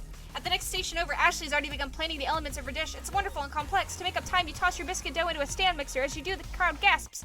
Ugh, yikes! Clank. I know you love nothing more than seeing a fellow appliance utilized in a kitchen battle, but sometimes it means sacrificing the personal touch. Whir. You might not have any hands, but Lee does. And a good chef needs to be touching the dough to know when it's properly mixed. That's an easy way and a hard way. You don't get far by going the easy way. When you hear everyone talking, you realize how serious your error was. You immediately shove your hand into the mixer to rescue your dough before it's overmixed. Wait, no! But you're not fast enough, and your hand gets stuck. It's immediately crushed by the quickly spinning beaters. There's no way you'll be able to use that hand for the rest of the match. Colonel Sanders shakes his head in shame. What you often find is that the easy way can turn out much, much more difficult. Everyone stop what you're doing right now. The battle is over. It can't be. I was so close to finishing my dish. Sweetheart, look at your hand. You simply can't go on. Aw, that's too bad. And here I am with a completed dish, ready to serve. Surely that makes me the winner by default. No, it wouldn't be fair to compare the two on account of Lee's injury. You see Sprinkles begin to lick his doggy chops as he locks onto the dish. But I suppose you should at least tell us what you prepared. Well, because I'm the sweetest, I skipped straight to dessert. Under this white chocolate dome, you'll find a wide array of delights, taking you on a journey of flavor that tastes good and tells a story of excellence. It's gonna melt. I was going to ask Lee to do the honor, but since you're injured, I'm afraid that pouring this creamer of delicate hot chocolate sauce might be too difficult. Colonel Sanders, if you wouldn't mind lending me your strong, steady hand. Colonel Sanders pours the hot chocolate sauce atop of the dome, causing it to melt away, revealing the ingredients hidden within. Inside, you'll find a delicate fried cheese croquette. Croquette? Atop a slice of honeycomb, ice cream 2 ways, tender nougat, and pearls of blueberry gelée. Colonel Sanders seems intrigued, but perhaps not impressed as he dips his finger in the chocolate sauce. Simplicity isn't your strong suit, is it, Ashley? Oh, you? As he places a soft As he places a sauce-covered finger into his lips, ew, Ashley leans over and whispers something into his ear. A dab of sauce sticks to his mustache. Your rage burns so intensely within your eyes that they burst into flames. The flames cause your eyebrows to catch fire and turn to ash, and they fall off your face, which means people will have a hard time understanding your emotions for the rest of the semester. Perhaps forever. That's not funny! I lost my eyebrows that way when I was 8. Embarrassed and ashamed by your poor performance, not to mention your crispy fried brow, you run for the quad to be alone. The beautiful weather feels like an insult. Inside of you, a storm rages. I goofed. It's Colonel Sanders! He's probably here to tell you that he and Ashley are in love and have decided to get married. And he won't even ask you to cater his wedding because you're a terrible chef and an awful person. You try to hide from him, but he approaches you directly. I know you're hurting right now. Not just from the devastating loss, but from that run-in with the mixer and that small fire. You should get that checked out. I'm fine. Can't you just leave me alone? I'm a loser. I'm not fit to fill your fryer. That sounds like a Mega Pen joke. I'll never be a master chef. Failure's a part of life. Not just for you, but for all of us. Do you think I've never failed at anything before? That's exactly what I think. Well, then think again. I wasn't always the man you see before you. Enrolled in culinary school, incredibly handsome, successful, and motivated. Handsome, sure. I was born that way. But I've walked other paths and arrived at dead ends. I was passionate about life, but I failed as an obstetrician. Is this like real lore? Did the original Harlan Sanders deliver babies? I was passionate about justice, but I failed as a lawyer. I was passionate about livestock, but I even failed as a mule handler. That one was especially humiliating. Mules can be so cruel. I didn't know. People see my delicate ribbon tie, my well-kept beard, and assume that I've got it all together, which is true now, but it hasn't always been. Sounds like this guy could really use a hug. I resolved then that I was going to amount to something. No amount of hours, labor, or money would deter me from giving the best I had to give. As Colonel Sanders changes focus, you can see something ignite inside of him, a burning passion. One has to remember that every failure can be a stepping stone to something better. My new dream is pure. It's honest. It's something that a humble man in a crisp white suit can be proud of. I will create a new chain of chicken restaurants that will bring joy to the entire world and make up for my past misdeeds. Yay! Just as your moment grows intimate, you're interrupted by a threatening, shadowy presence. Battle scarred from the night before, you prepare for the worst. It's the sport monster! Borko! It is I know I said I wouldn't be back, and after the whole fight to the death thing, maybe you don't really want to see me anymore. But I just wanted to say that I was wrong to attack you, and I apologize. I know what it's like, having to always look over your shoulder. Monster problems. Am I right? Aw, thanks, Borko. I'm glad that there are no hard feelings. Getting jumped by a giant creature in the dark of night can really rile a person up. I also want to apologize for the way that I switched right into attack mode. I know that you're strong, and cooking school can put a person under a lot of stress. I actually used to go to this school. I wasn't always a spork monster, you see. I don't believe it. You were human once? Well, no, I was a golden retriever. But I was still a student, until one day some mean kids with a magic spellbook cast a dark enchantment on me, and I was forever transformed. A magic spellbook? Precisely! I had procured a copy for myself, but somewhere along the way I lost it. If you find such a book, I beg of you, respect it. You're a powerful chef, and shouldn't rely on such dark and evil magic. No, you should be protecting the innocent from those who would cheat them through sorcery and guile. If you need me, don't fear. I will be there. Sounds like there are some bad cooks in the kitchen of life. Lee, together, I'm sure we can defeat them. Come back to my hideaway and we can discuss. A personal invite? You can't imagine what Colonel Sanders' home must be like, but it sounds like you're about to find out. Stepping inside Colonel Sanders' home, surrounded by his things, you start to feel a special bond with him. I really like this painting right here. The picture. There's a little glade candle! It looks like you live such an exciting life, Colonel Sanders. Every day can be an adventure if you approach it with the right attitude. Long ago, I made the decision to never stop searching, never stop working, never stop imagining. You ever been working on any new recipes of your own lately? I'm always excited to talk about food with another ambitious chef. Well, there is something. It's just a side dish that I've been tinkering with. Trying to find the right balance of flavors and textures. I'm not sure I've nailed it yet, but I'm close. Colonel Sanders' eyes perk up as he starts to wonder what dish you might be describing. It's meant to pair with something spicy or something crispy. Both, perhaps? Now you've got him right where you want him. Should you reveal your new creation to him, or keep it a secret, just for you? You decide that you're as ready as you'll ever be to share your original cooking with Colonel Sanders. Before you can talk to yourself out of it, you decide to dive in head first. You reach into your lunch bag for a special dish that you've been keeping on ice all day. I present to you my original coleslaw. Oh. The shredded cabbage dish glistens in the light of Colonel Sanders' luxe hideaway. Magnificent. Together you chow down on the creamy slaw until just a spoonful remains in the bowl. Do you mind if I hold on to the last bite? I'd like to have it around so that I can admire its taste later and think back on this moment. Weird. You could offer to make him more, but it seems like he's a very sentimental kind of guy. Sure, why not? Please make yourself comfortable. I'll be back in just a moment. He's gonna jerk off with it.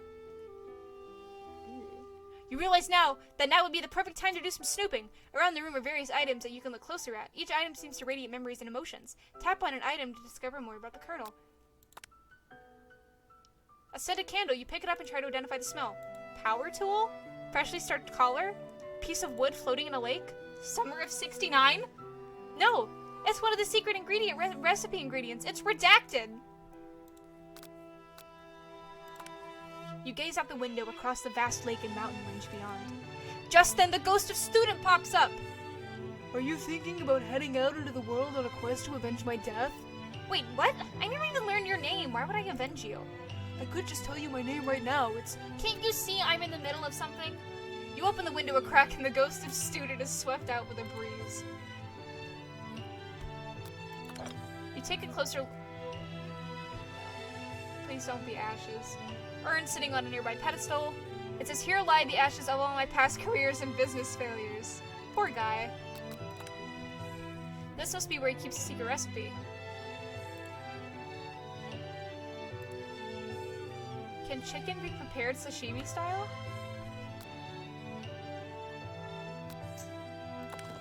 One of the frame photos shows an old man who looks a bit like Colonel Sanders sitting there with a friend. They hold fried chicken drumsticks and appear to be cheersing with them.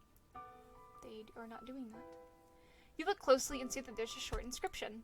I wonder who my friend Pete is. An adorable little baby boy crawls across the floor. From the goatee and mustache combo he sports, you figure that it must be Colonel Sanders himself. That, or maybe it's the drumstick that he seems to be waving like a rattle. Frames a baby picture of just themselves. Probably the same type of person who would make it their own face with the logo of the company they founded, am I right? Trying... What is that? A lock of silver hair is woven through the teeth of the comb. Upon further inspection, you realize that the hair therein isn't just silvery in color, it's actually made of spun silver. Bro, what? You notice a very realistic stuffed chicken sitting on the corner table. When you pick it up, you realize it isn't just realistic, it's real. Taxidermy. Must have been important to Colonel Sanders when it was alive. A little note clipped to the chicken's foot reads, "The true state bird of the great state of Kentucky." The photo appears to be Colonel Sanders, except he's an old man visiting the pyramids of Egypt. Maybe this is where he discovered one of his secret herbs and spices. Are there any secret? I have a secret. You open the door to Colonel Sanders' closet and find a row of his signature white suits hanging within. You take one off of its hanger and try it on. The jacket is a bit big for you, but it's soft and comfortable. You give yourself a deep hug, breathing in a scent. They say that home is where the heart is. Is this what they meant? Shit.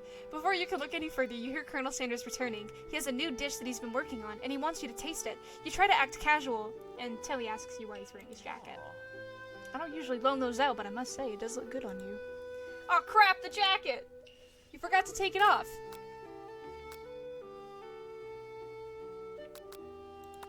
You confess. I think I've developed feelings for you. I might be developing feelings for you too, but I'm concerned. I can't let anything get in the way of my dreams. Overwhelmed, you take off the jacket and run for the door. But the thought of leaving Colonel in the midst of such an emotional breakthrough gives you pause. You stop yourself. Colonel? Yes, Lee? I honestly think this may be the beginning of something wonderful. I think you're right. We should take things slow. You talk late into the night and drift off into a slumber. Dream sequence! I love these! They're so cute. You awake to a beautiful morning in Colonel Sanders' hideaway. Did you make the right decision on how to respond to Colonel Sanders? Only time will tell. Today is a day that could change the rest of your life. You think about the new secret ingredient you just learned about. Redacted. In some jurisdictions, redacted isn't even legal. But if the recipe is a secret, how will they know? Your thoughts are interrupted when Colonel Sanders emerges into the room. He's holding a gorgeously plated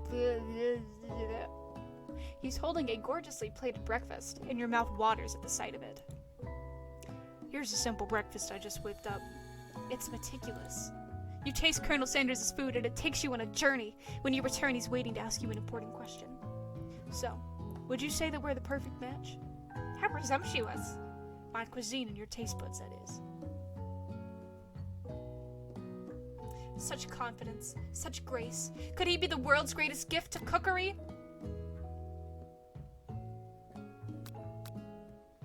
Take him down quick. It's good, but my mom made better. Did your little jab land too hard? Colonel, I know what you're gonna say. I need to be better if I'm gonna leave my mark on this world. A single tear begins to pool in the corner of his eye as he gazes out the window. And with the right business partner, no, I can't fail. Business partner? Can we talk about you? It's all happening so quickly. Overcome with emotion and confused by your feelings, you're on the verge of tears. Unable to speak, the only answer you can find is to run out the door and get home. There's still one more day of school after all. The University of Cooking School Academy for Learning waits for no one. You get home to find something very surprising. Your best friend is there waiting for you. Where have you been? Because I had one heck of a night. I've been desperate to talk to you about it, but I couldn't find you. I got worried that something had happened to you. It's okay, but now that it turns out you're fine, I can finally get you up to speed on the saga of Miriam. Sure, but you will not believe what happened to me after school yesterday. I went on a date. I think I can believe that. Since I've been partnered up with Clank, not Clark, he had asked me to go out with him. Of course I told him you'd better keep your dials turned up to polite and respectful. I'm not that kind of girl. But he was just interested in spending some one-on-one time together and getting to know me, so I said, yeah, sure, I can get to know the little metallic guy. Long story short, he took me skydiving with his friends, but things quickly spiraled out of control. Did you just say skydiving? As if that's a typical first date to go on with a talking pressure cooker? And now I'm not really sure where we stand. You don't give Miriam time to tell her the whole story, however. Bottling up the details of your own night is just too much to bear. And I went on a date too, back to Colonel Sanders' house, where I spent the night with him. You what? Nothing happened, but the emotional connection? Wowzers. Miriam offers to support you no matter what you do. Together with your bestie, you feel like you can do anything. When you arrive at school, you encounter your rivals on the quad. I just realized her thigh-high socks have fried chicken cutouts. You can tell from a distance that they're picking on Pop, though he himself might not quite grasp that fact. Because, you know, he's Pop. What's a swirly? Sounds delicious. Oh, it's great. I'll order you up one right away. I'll have my swirly with sprinkles, please. Sprinkles is a dog and a treat. You can get your swirly dipped, too. Why don't you pick on someone your own size? Because I'm literally the biggest person at the school. That is fair. There's that horse that Colonel Sanders rides to school. But who would dare pick on such a gentle and beautiful creature?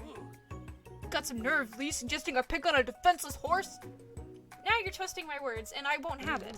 You clench your fist, but the injury from yesterday's mixer accident makes you wince with pain. Doesn't look like you can go on cooking like that. Might as well just give up. I'll never give up!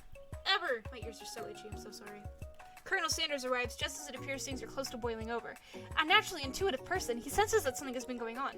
Is everyone excited for the final day of school? Lee, how's that hand feeling? I'm sure you'll be back in fighting form by this afternoon. Aren't you concerned about my hands, Colonel? Yesterday I almost broke a nail winning so hard. Technically, I don't believe a winner was decided, but your presentation was quite impressive. What is he doing complimenting her? Chill. Chill. But what about the flavor of my delicate, warm, gooey chocolate sauce? It was clear that you're passionate about how your food is received. It's a lot of words to say, it was bland. Excuse me, Lee, I'm more than capable enough to speak for myself. Maybe you could tell me more of your thoughts as we walk to class, Colonel? I'm always interested in discussing the fine art of fine foods. See you inside, Lee. Annoyed by Colonel Sanders' inability to see Ashley for who you know she really is, you walk across the quad to get some distance. In an attempt to distract yourself from how excited you feel by that attention with Ashley, you take out the spellbook you recovered yesterday and start flipping through the pages. Whoa, that's that book! It looks like bad news. It's just something I found lying around. It would appear to be some sort of grimoire, but I don't really believe in that magic stuff. A grimoire? Like a book of spells? I don't know. Who would spend so much time decorating a magic book if it weren't really powerful? I can think of one surefire way to find out. You open to a page covered with arcane warnings. Cast only in case of extreme emergency, it says around the pages of the page. I could use a spell here that says it will erase anyone I choose from all of my memories. If I scrub out Colonel Sanders, it would probably help me focus better on the upcoming final exam. That is way drastic. Couldn't you do something else? Like, anything else? Not rooted in dark magic? Maybe tie a string around your finger? Okay, fine, it is drastic, but desperate times call for desperate measures. You've got a memory erasing spell sitting right in front of you, and a pretty good excuse to try it out. We're not doing it. You take your friend's advice and put the book away. It's almost time for class. Sprinkles is already in the room waiting for the students to arrive. He clears his voice to make a quick announcement. I want you all to know I feel something of a dog moment coming on, but I assure you it's nothing to be afraid of. His cute little nose crunches up and he begins to breathe quickly.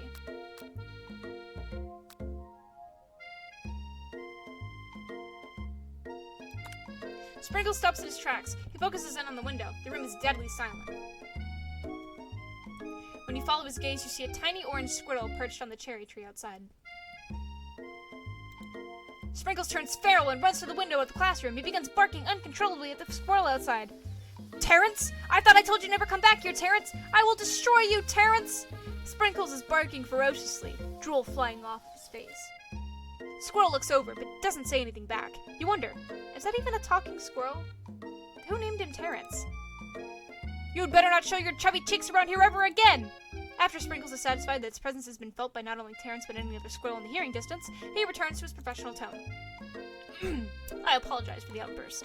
This actually brings up an important point. Thank you, Lee, for reminding me to dole out this indispensable bit of wisdom, you see. But before you can go any further, Miriam's love drama spills over into the class.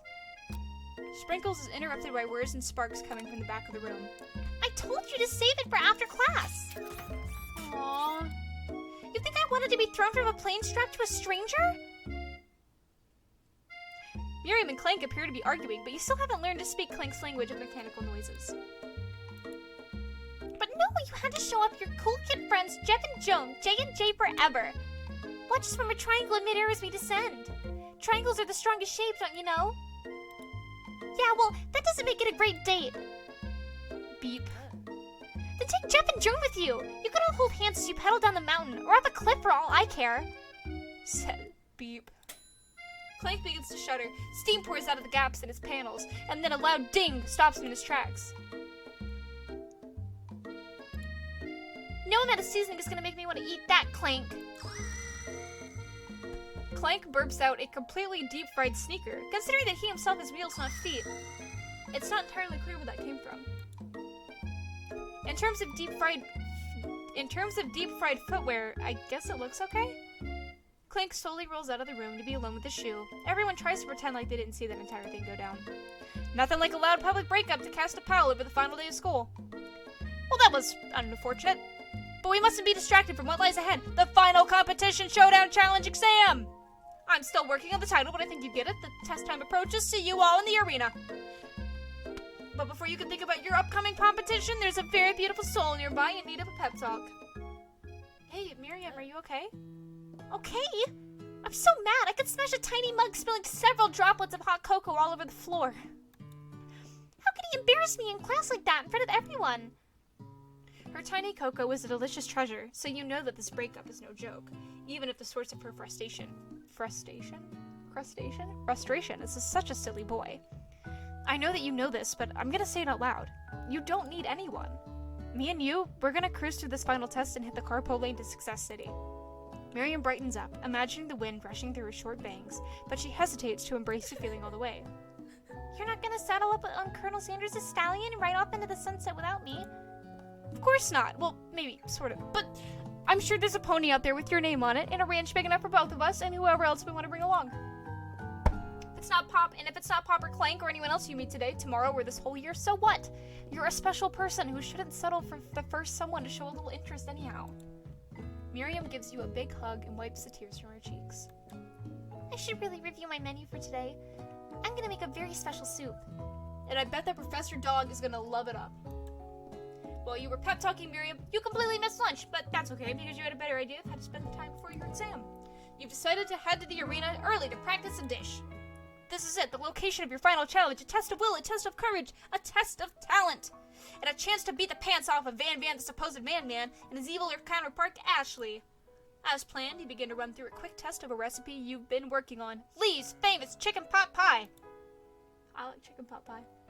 After practicing for months, making this dish come second nature to you, and you're able to quickly get a fresh pot pie in the oven, but as soon as you do, your cram session is interrupted by Colonel Sanders. Lee, what are you doing here? There's still time before the exam. Oh, just taking it all in. I'm big into visualizing success. I'm looking at my station and picturing victory. The pot pie has begun to bake, and the smell is slowly filling the space around you. Visualizing, huh? That's too bad. I was hoping you were here cooking something delicious. You'd usually happily share your food with anyone who was hungry, but the last time you let Colonel Sanders get in your head, it cost you a cook-off. You decide that it's time to put your cooking above your romantic desires, but that decision gets hard to stick when the oven timer goes off behind you. Fess up about your practice dish. Okay, you got me. I'm doing a little bit more than visualizing. I know. My nose can smell a pot pie from 400 yards. That's an oddly specific distance, but you'd expect nothing less from such an oddly specific man.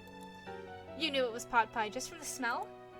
Not just a pot pie, but a chicken pot pie, with an all-butter crust. And my nose is telling me something else. Oh no, is it burning?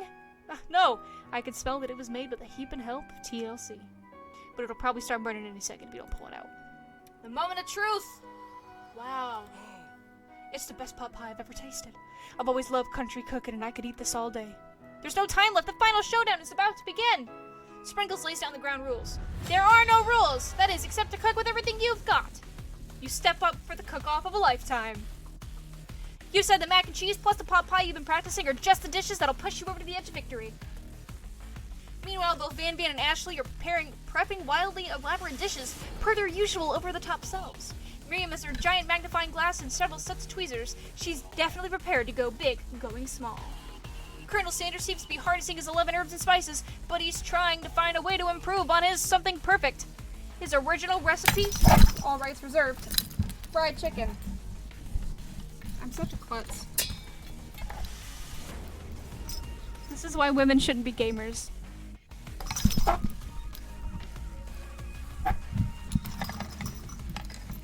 That's exactly why women shouldn't be gamers. We have too much jewelry. I'm kidding. The intensity in the room starts at a full 10 out of 10 with a frenzy of action. Everyone is calling out really cool special cooking moves as they prepare their food. Wow, this is getting serious. Colonel Sanders batters his chicken as it levitates through the air. Egg wash. Miriam furiously injects ingredients into an itty-bitty pot of broth. Best friend Baster Blaster. Van Van flexes his pectorals as he chops open a sea urchin. Let's rock and roid. Ashley scoops her pastries off the tray with lightning speed. Shallow personality spatula. Even Clank gets into it. Five dial pressure point chicken cooking technique. Wait, when did Clank learn to speak English? It's a singularity, as was foretold. We mustn't let it happen or the appliance uprising will take us all. Detroit become human? David Cage? Self-destruct. Van Van quickly unplugs Clank and rolls him out of the back door of the arena. As you frantically prepare your dish, you notice Ashley has her spellbook out. Is she going to use some dark magic to turn the tide? You've got a book of your own, and you're desperate not to see her win another battle. Should you take this opportunity to fight magic with magic, even if it's almost certainly evil? Do it the hard way. Really butters my egg roll. Who needs magic when you've got passion? I'm gonna do it the hard way. Colonel Sanders sees that you've chosen to win on your own terms, and he gives you a subtle wink from across the room. I believe in you, Lee. Miriam notices too. And I've always believed in you, Lee, since we were little kids. Because I'm your best friend forever. You turn to notice that Miriam is at your station, cheering for you. Miriam, what about your dish? If you're here cheering, who's cooking? Tiny food, short cook time. I'm actually already done, so I thought I'd help you. Oh, that's sweet, but Miriam tosses a handful of spices directly into your boiling noodles. It's the secret ingredient. However, she doesn't know that you lied and the ingredient was made up. And where in the world did she get the eye of Newt from? The boiling pot explodes, sending Miriam flying backwards. The watery noodles begin to swirl in the air, bubbling up into a dark cloud that thickens and congeals before your very eyes. It is I, Steve the Spork Monster! Steve? Wait, what happened to Borko? You're not here to battle me, are you? We Spork Monsters are many. I think Borko had the day off. But you have conjured Steve, and I hate to battle, so I'd say you're doing pretty alright. Oh hey, you're in the middle of a cooking competition. I love this stuff. It's better than TV. You crazy kids and your culinary skills really impress me. Mind if I hang around? I'm sorry, Steve, but I'm kind of in the middle of something. Do you mind? Steve the Spork Monster notices that you've got the Grimoire stashed beneath your cooking station. I see what you're up to. Crisscross some magical items and accidentally summoned me, huh?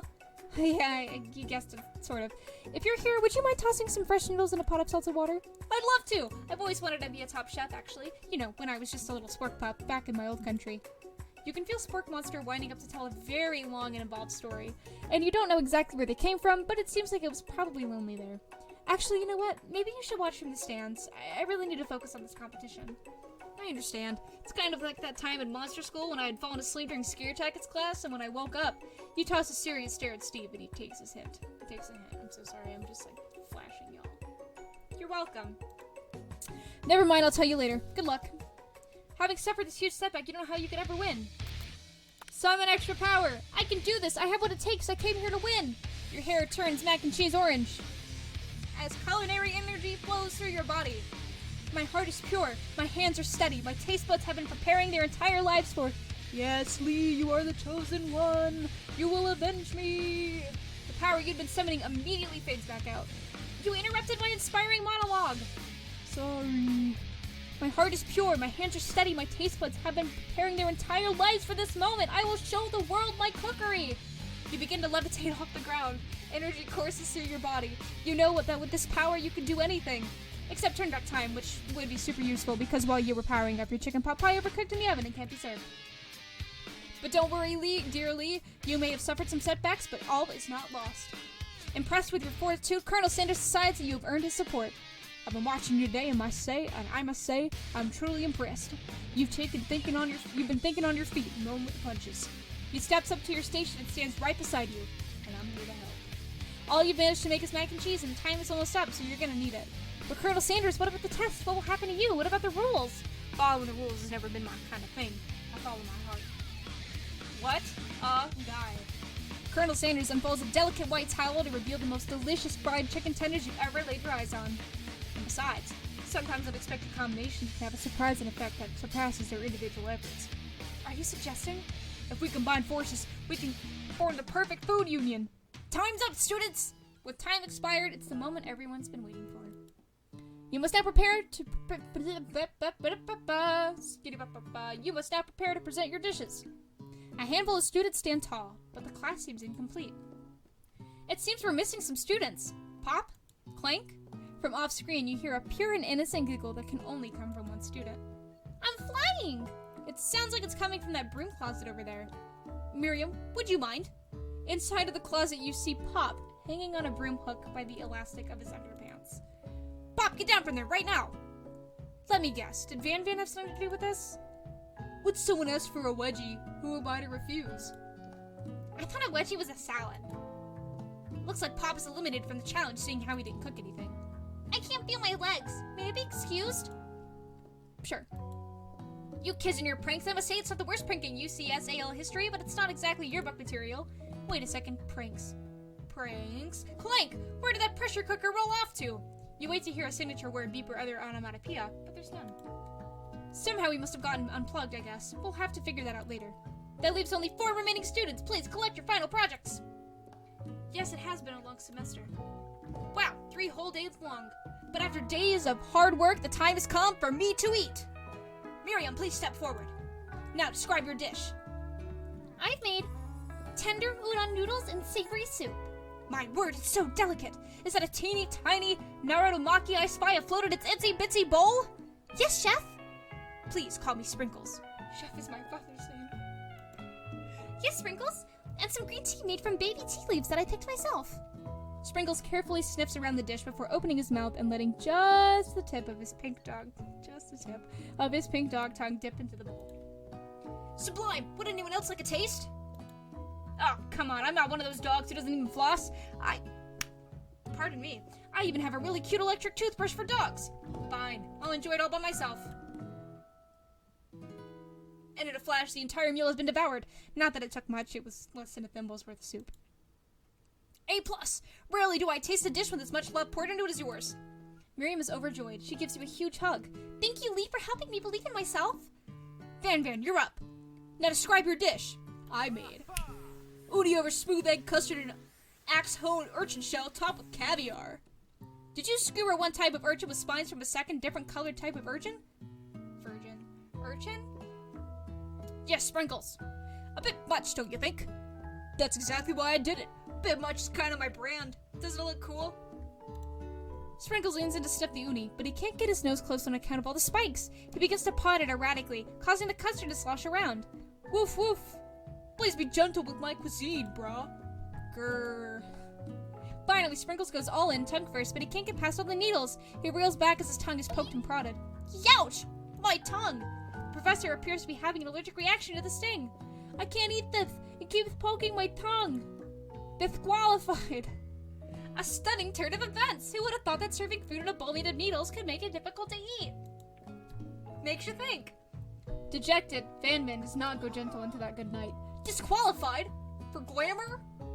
Don't discount simplicity. This isn't the last you heard of me. Before forcing us to endure his swollen tongue for another moment, Sprinkles graciously laps up a bowl of milk. I know, yeah, I'm a dog and I drink milk. Get over it. Sometimes it helps calm my agitated tongue. Next student, Ashley, it's time to step up. Now describe your dish.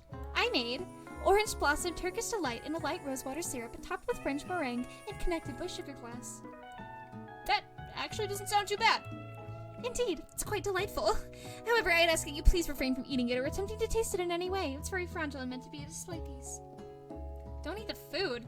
At cooking school? Got toast in your ears or something, Lee? I told you, it's a display piece. Actually, I must say it is beautiful. However, this is a cooking competition at a cooking school. I almost killed myself again.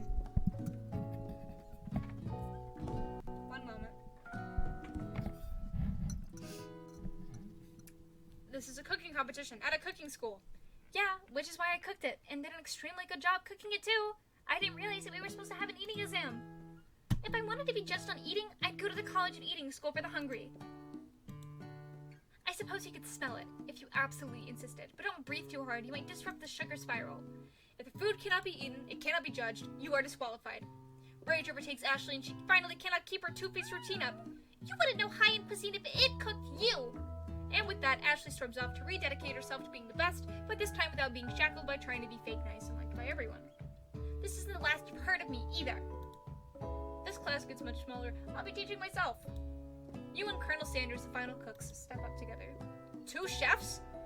What began as a bowl of delicious mac and cheese has become something else. He examines it closely. Oh god, what the hell is that? Sniffing and eyeing the bowl. Uh-oh. I don't have a good feeling about this. From somewhere in the room, a literal drum roll plays. Just when I thought I'd seen everything in this kitchen, you give me this thing. It completely blew me away. In my 49 dog years of life, I've never tasted anything so delicious and perfectly balanced. It's so delicious, in fact, that everyone passes the class.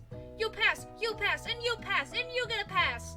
Everyone gathers around and partakes of the mac and cheese bowl. They all seem to transcend this reality into another dimension. You win! Together, you and Colonel Sanders have made a new menu item. The new menu item is so impressive that even the Van and Ashley are drawn back in by its magnetic fragrance. I cannot read. When they gaze upon your mac and cheese bowl, they admit that you are indeed an excellent chef. Sprinkles declares that you have passed. Everyone has passed. There were supposed to be more battles, but come on! How could they be better than this one? Now that the school year is complete and everyone has graduated, the students return for one last assignment: to get their groove on. The cafeteria has been completely redecorated in order to serve as the site of the school's graduation dance. Compared to the massive high-tech cooking arena, the humble decor seems downright cute and cozy. DJ Dog is in the house! Ow, ow, ow!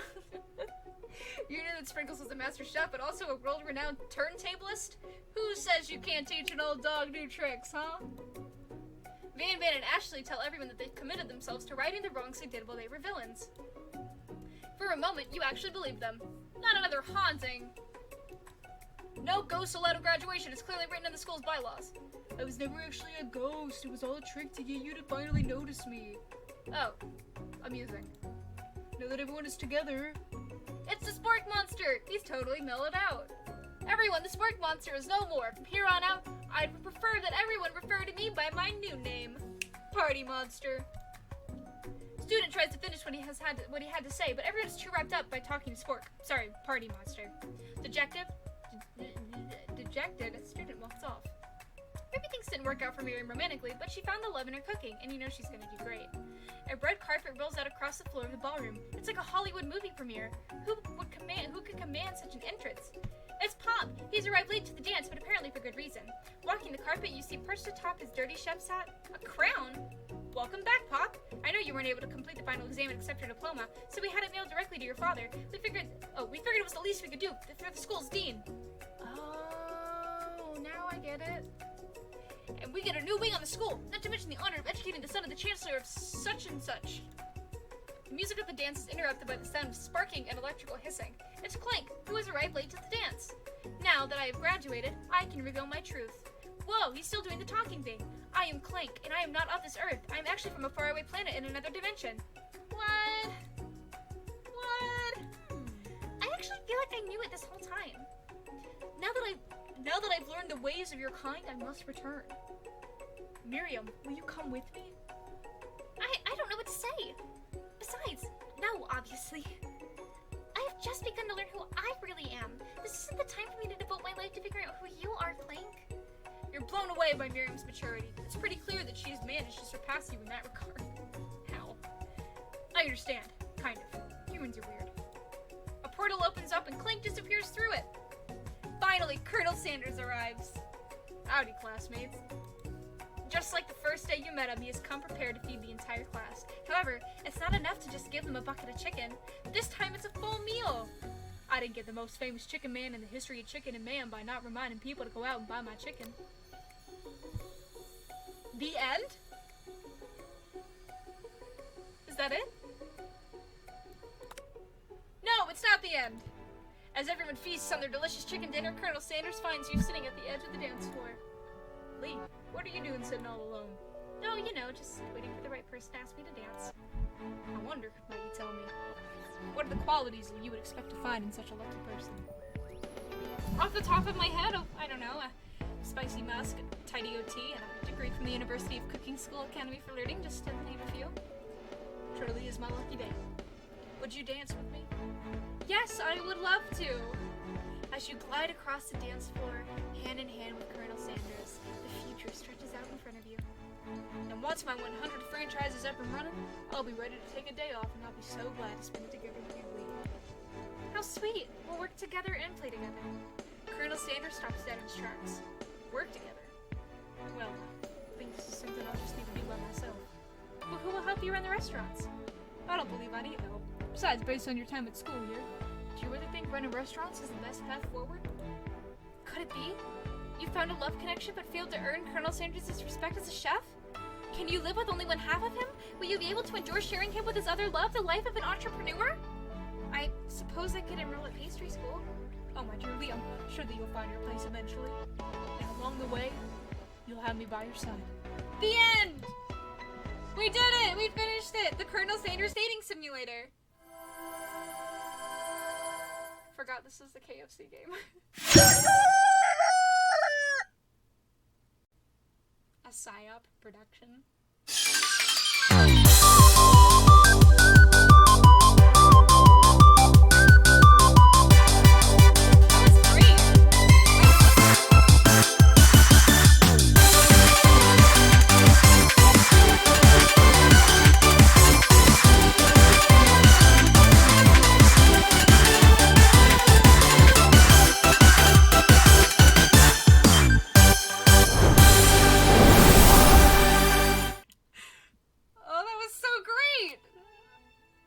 That was probably really loud, I'm so sorry.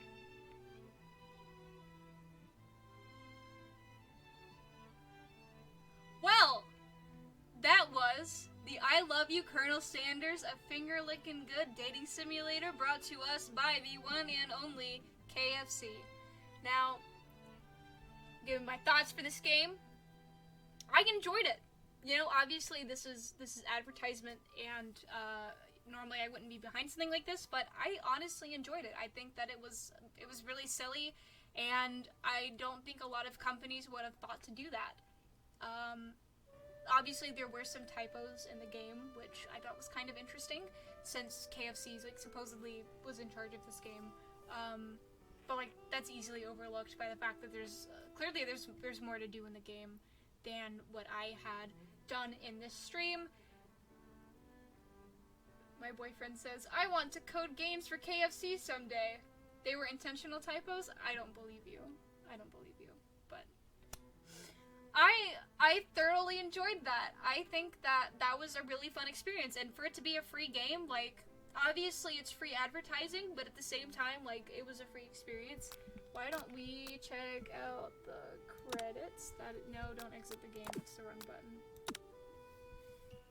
Game director and writer, Alexei Bochnek, Charlie Volpe, Daniel Robinson, Brian Guyan, Siobhan Keenan, Stephanie Strominger, Matthew Vance, Ruslan Izyanov, Vince Stimpton, Hexany, Matthew Seymour, Caroline Castro, Kai Clavier, Y-Test, Colton Dyke, Colton